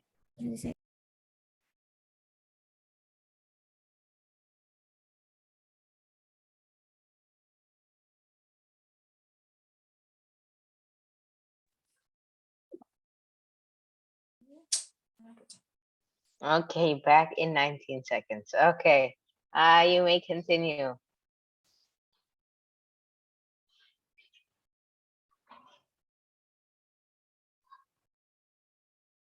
Hello? Hello Irfan, you may continue please. Teacher, teacher tadi ada telepon, teacher. Okay, Irfan. Now you may continue, Irfan. Yeah, just continue. It's all right. Lagi apa gimana? Continue. Lanjutin aja. Apa nutupannya itu? That's all. That's all a story of rabbit and turtle. Thanks for your attention. Wassalamualaikum warahmatullahi wabarakatuh. Good morning and bye. Yeah, okay. There was a problem, but they fixed it, and that's okay. I guess we continue to participant number 22, right? Yeah, 23. Leticia, Agatha, Gwen Mathos, Gwen Stacy. Good morning, ladies and gentlemen. I am Leticia Agatha Gwen Mataus, a grade 4 student from Global Prestasi Elementary School. I am going to tell you a story called Potatoes, Eggs, and Coffee Bean. Once upon a time, a daughter complained to her father that her life was miserable and that she didn't know how she was going to make it. She was tired of fighting and struggling all the time. It seemed. Just as one problem was solved, another one soon followed. Her father, a chef, took her to the kitchen. He filled 3 pots with water and placed each on a high fire. Once the 3 pots began to boil, he placed potatoes in one pot, eggs in the second pot, and ground coffee beans in the third pot. He then let them sit and boil without saying a word to his daughter. Daughter moaned and impatiently waited, wondering what he was doing. After 20 minutes, he turned off the burners. He took the potatoes out of the pot and placed them in a bowl. He took the eggs out and placed them in a bowl. He then ladled the coffee out and placed it in a cup. Turning to her, he asked, "What do you see?" "Potatoes, eggs, and coffee," she hastily replied. "Look closer," he said, and touched the potatoes. She did, and noted that they were soft. He then asked her to take an egg and break it. After pulling off the shell, she observed a hard-boiled egg. Finally, he asked her to sip the coffee. Its rich aroma brought a smile to her face. "Father, what does this mean?" He explained that the potato, the eggs, and coffee bean had each faced the same adversity, the boiling water. However, each one reacted differently. The potato went in strong, hard, and unrelenting, but in boiling water it became soft and weak. The egg was fragile, with a thin outer shell protecting its liquid interior, until it was put in the boiling water. Then, the inside of the egg became hard. However, the ground coffee beans were unique. After they were exposed to the boiling water, they changed the water and created something new.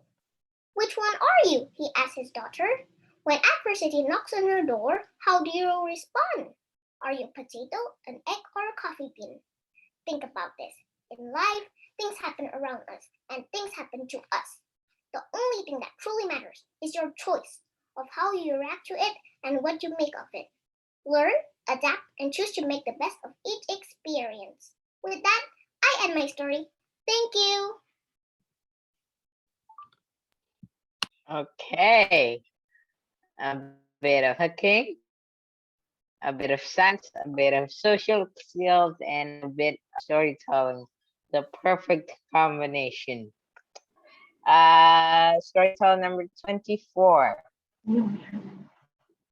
Danisha Alkafabia. Assalamualaikum warahmatullahi wabarakatuh.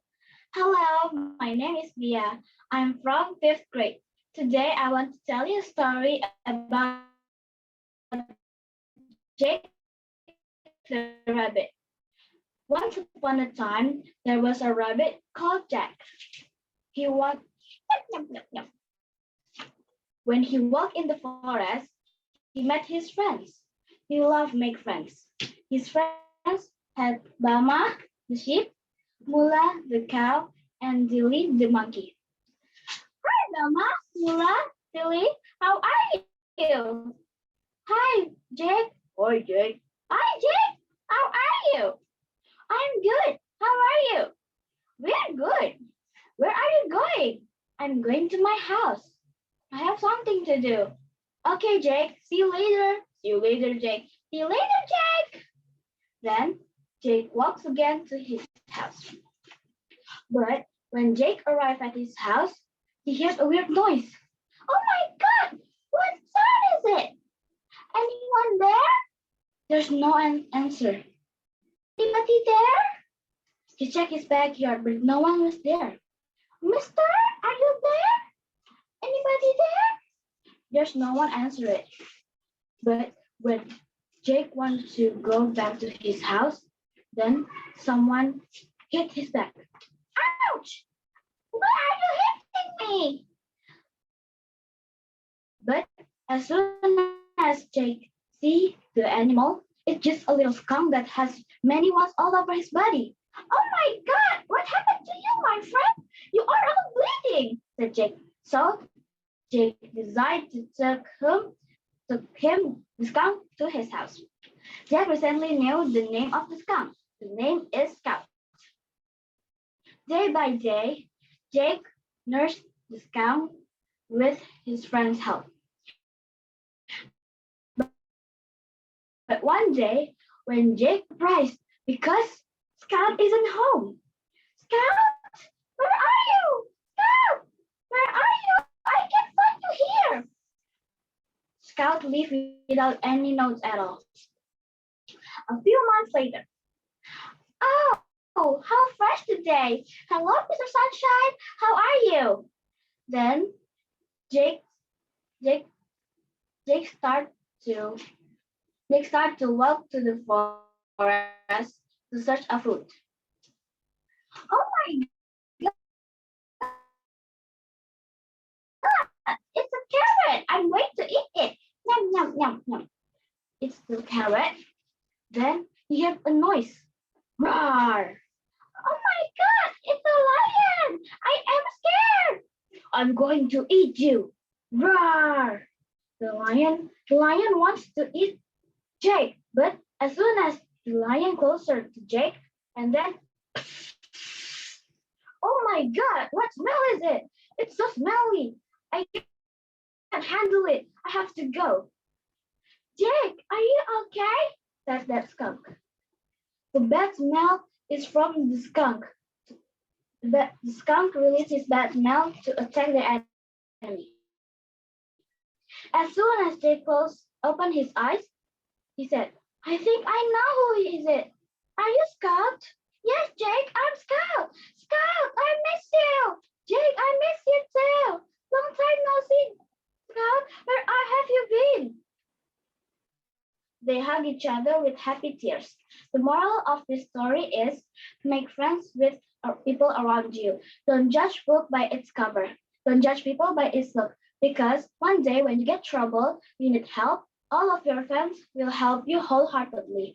Thank you for hearing my story. Wassalamualaikum warahmatullahi wabarakatuh. Assalamualaikum warahmatullahi wabarakatuh. Okay, two stories about rabbits. So today we have some, or should I say multiple, of the same and or similar stories. Okay, I guess participant number 25, Deandra.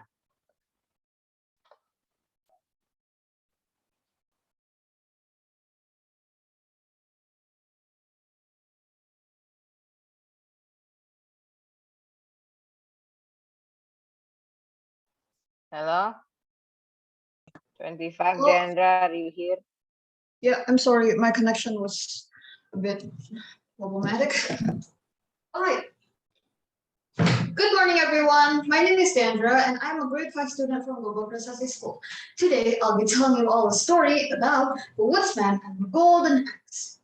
Once upon a time, there was a woodsman chopping down some trees near a river, and suddenly his axe flew out of his hands. Oh no, said the woodsman, but axe is how I earn my living. Without it, I will starve.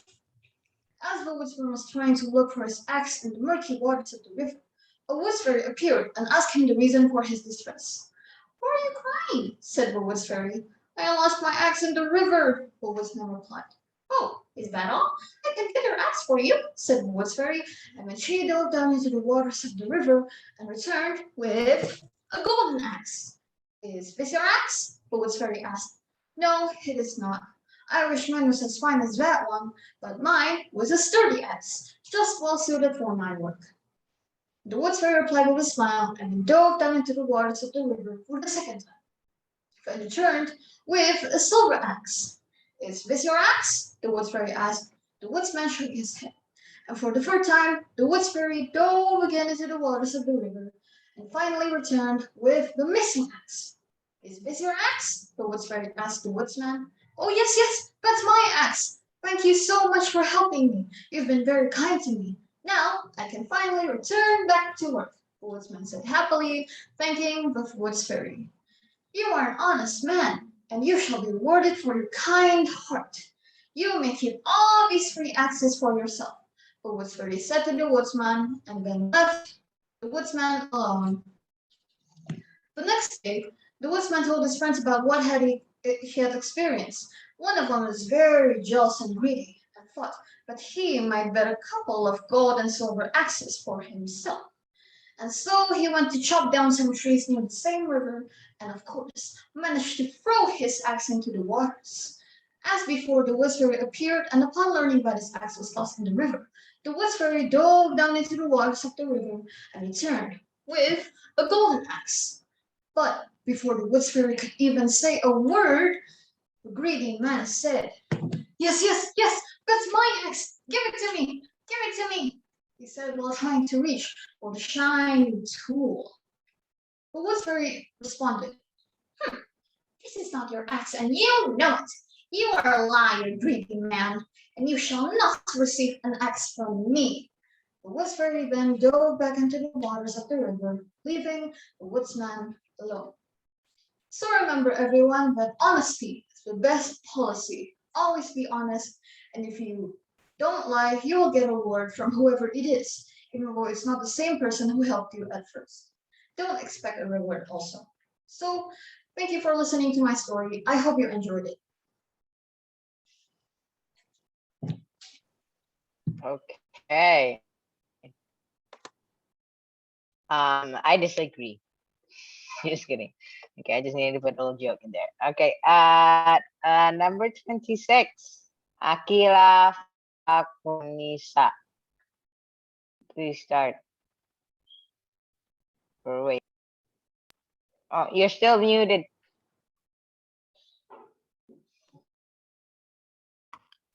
Okay. Assalamualaikum warahmatullahi wabarakatuh. The respectable judges, teachers, and all my friends. My name is Asra Karunisa. Today I want to tell you about a magic pot. Once upon a time, a farmer Bobby lived in a village. One hot afternoon, he was digging his well. He digging, and digging. Suddenly, he spotted something. Ding! Whoa! This is a big metal pot. But I don't need it. I'll dig deeper. Maybe I'll find something else. I'll continue to dig, and digging. After he kept digging and digging, Coffee filtered. It's of no use. There's nothing in this field. Suddenly, he threw his spade into the pot.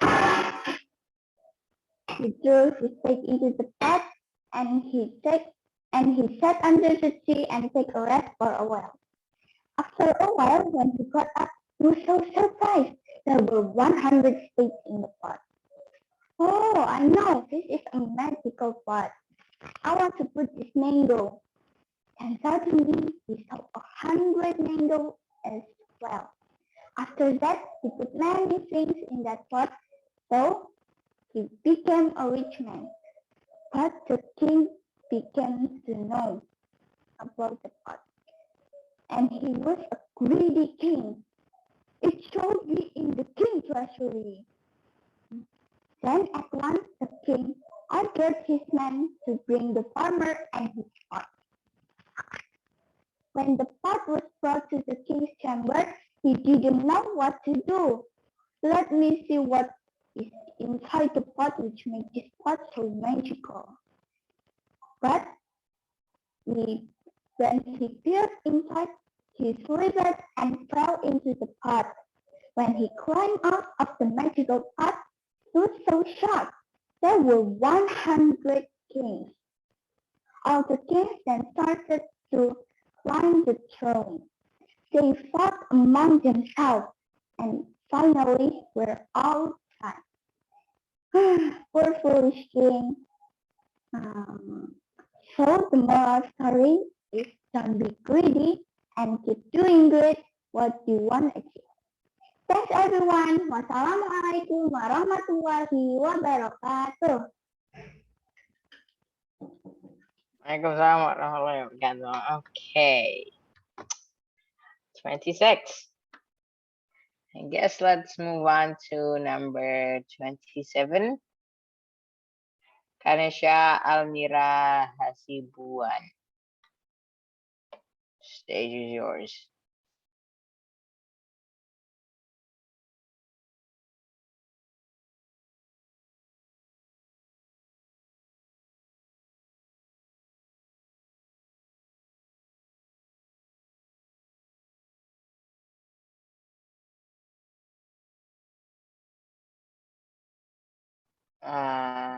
Hello? Yes.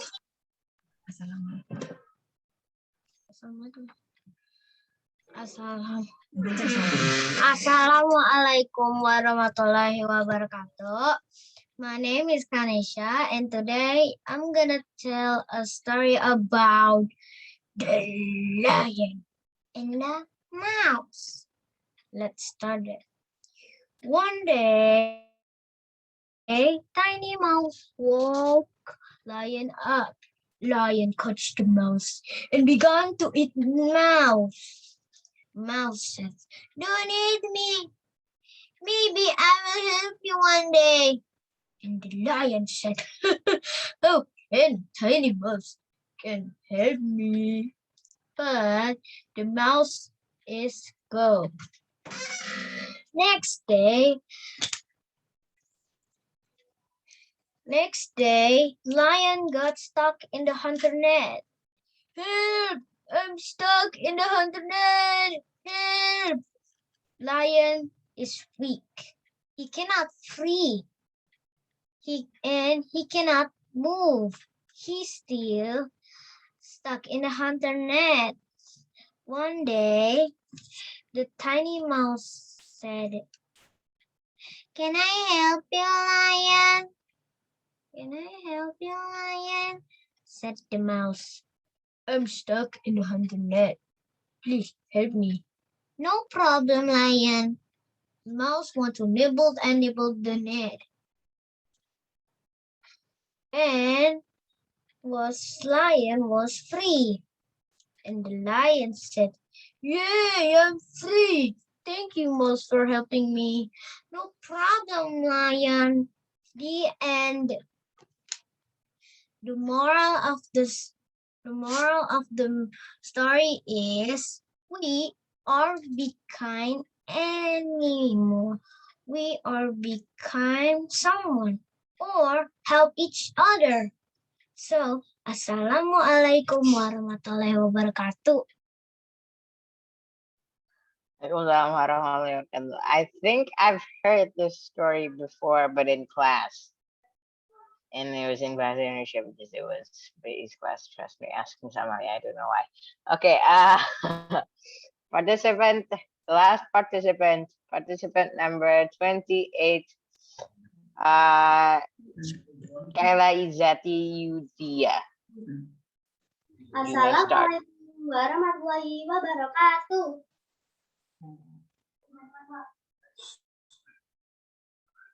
The respectable judges, teachers, and all my friends. My name is Kayla Izati Yudia, and I'm from grade 5 elementary school. Today, I want to tell you about the lion and the mouse. A lion was asleep in the sun one day. A little mouse came out to play. A little mouse ran up to the lion's neck and slid down his back. The lion caught him with a great big smack. "I am going to eat you." The lion roared, his mouth open wide. "No, no, no, please, Dad." The little mouse cried. "Be kind to me, and one day I will help you." "I'm a lion. You just a little mouse. What can you do?" The lion laughed, "Ha ha ha ha," and the mouse ran away. But the mouse was out walking to the very next day. He heard a big roar and squeak "tit tit tit" when he saw the king of the jungle tied to a tree. But the mouse had a plan to set him free. The mouse was work quickly and chewed through the rope. The lion said, "Oh, little mouse, I had no hope." "You were right, little mouse. Thank you. I am free. You're the best friend there ever told me." Assalamualaikum warahmatullahi wabarakatuh.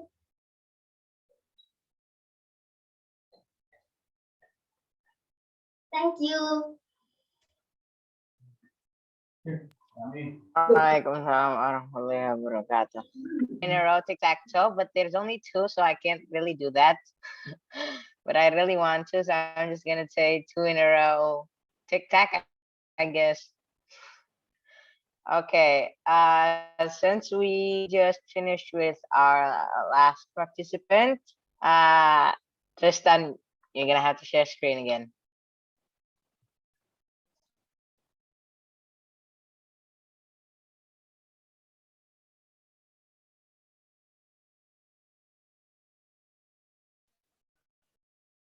Okay, I guess he's loading now. We just have to wait.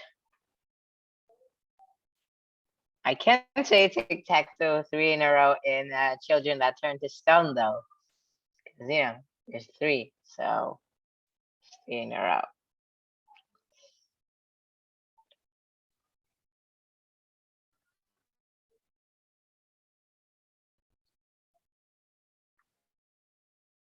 Tristan? Please wait, please. Okay, let's give him a minute. Okay, judges, have anything to do you have anything to say?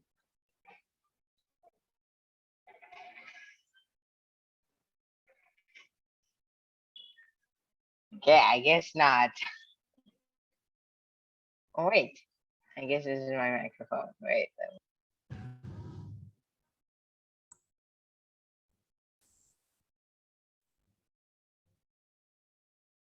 Have anything to say? Mustafa, you're still muted.